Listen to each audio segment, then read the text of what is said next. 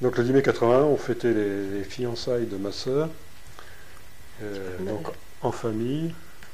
Les 8 heures sonnent, je dirais, à la télévision, donc tout le monde se réfugie devant le poste de téléviseur pour aller constater et prendre connaissance des résultats.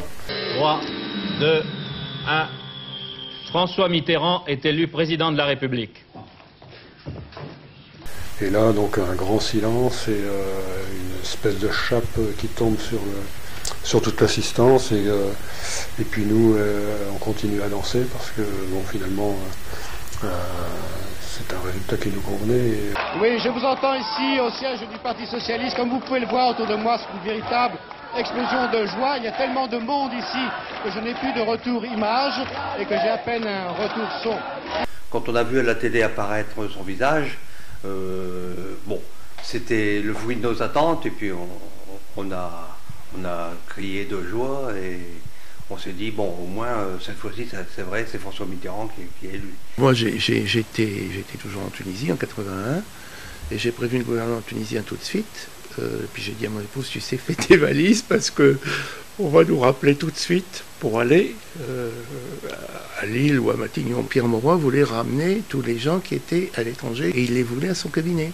Cette victoire est d'abord celle des forces de la jeunesse, des forces du travail, forces de création, forces du renouveau qui se sont rassemblées dans un grand élan national pour l'emploi, la paix, la liberté, thèmes qui furent ceux de ma campagne présidentielle et qui demeureront ceux de mon septennat. C'était une première parce qu'il y a eu des années, des septennats. À l'époque, c'était un septennat où il n'y avait que la droite. On était sûr que la solidarité allait jouer, on était sûr que la citoyenneté était quelque chose qui allait exister. Et là, je me rappelle que j'ai dit à mes enfants, regardez bien parce que ça, c'est un moment historique. Alors, je ne voudrais pas faire de lyrisme porté par l'ambiance, mais dans tous ses discours, François Mitterrand disait que lorsqu'une grande idée rencontrait la France, elle faisait ensemble le tour du monde. Et bien ici, à la Bastille, et peut-être que l'histoire le dira dans 20 ans, et bien quelque chose de nouveau a commencé. On croyait quand même à une nouveauté avec Mitterrand.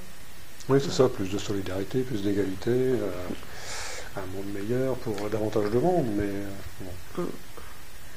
Et après la réalité a aussi imposé ses lois, donc ça n'a